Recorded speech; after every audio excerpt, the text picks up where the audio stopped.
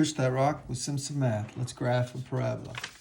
So we're going to graph this quadratic function, x squared minus 4x plus 1. The y-intercept's kind of obvious. You know, the y-intercept occurs on the y-axis, which means the x value is 0. And if I put in 0 for x, I see that these wipe away. Sorry.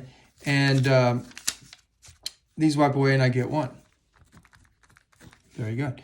And what about the x-intercepts? Well, that's what the second paper is for. The x-intercepts are where it crosses the x-axis, and that means that the x values are some x value, but the y value will be 0. So when you're looking for the x-intercepts, you set 0 for y. So remember, this was y equals x squared minus 4x plus 1. Well, now I put a 0 in for y. Now, how do you solve a quadratic equation set equal to 0? Well, if it doesn't factor, you need this formula or completing the square, but we'll do that in another video. So here's the quadratic formula. X equals negative b plus or minus the square root b squared minus 4ac all over 2a. So I memorize it with that little Pop Goes the Weasel song, but we will substitute. Now, when you substitute, you need to use parentheses. So I'm going to put parentheses here for all the things that need substituting. These first two parentheses are b's, and my b value is a negative 4. These two parentheses right here are a values. Our a value is understood to be 1 there. And then this last parenthesis is for this c, and c is 1. Now let's simplify that. We get x equals positive 4, negative of negative, plus or minus the square root of 16 minus 4 over 2. So we have 4 plus or minus square root of 12 over 2. Okay. What about that 12? Can that simplify? Let's think about the square root of 12. That's the square root of 4 times 3. So we have the square root of 4 times the square root of 3. We can bust up radicals across timeses, not across plus, but across multiplication we can. The square root of 4 is 2. So we get 2 root 3. So we can rewrite that as 2 root 3. So we have x equals. Now remember, this 4 is over the 2.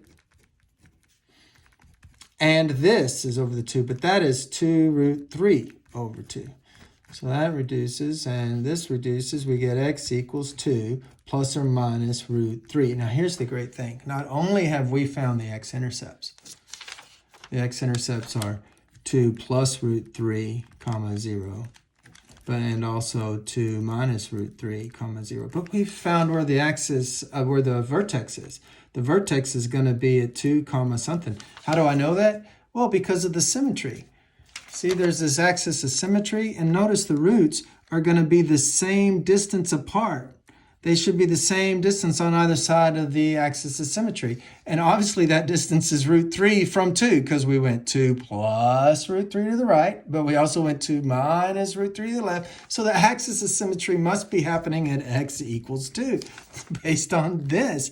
So that tells me that this negative b over 2a is always going to give me the axis of symmetry. Now, if that's the axis of symmetry, we can find the vertex point by plugging 2 into our equation. We know that it happens when x is 2. That's where the axis of symmetry is going to be. So to find the vertex, we'll plug in 2 for x.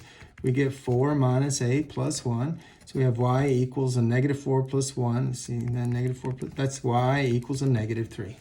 So my vertex is happening at 2, comma negative 3.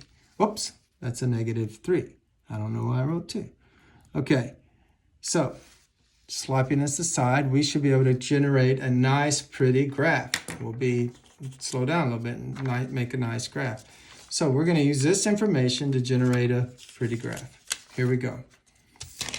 Well, we just said the vertex was at 2, negative 3. 1, 2, 1, 2, 3.